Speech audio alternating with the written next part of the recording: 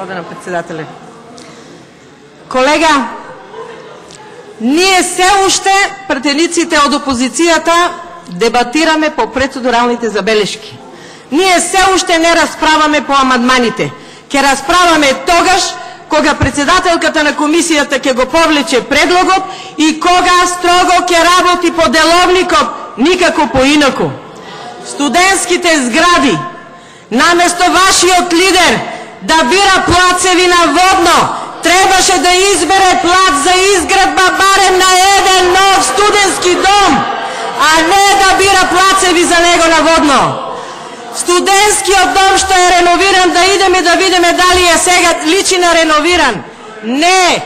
Финансиските средства што беа одвоени за да се изгради едната зграда, да се реновира, вие направивте две, што вели народот, градите фушерски да останат пари повеќе за фамилијата.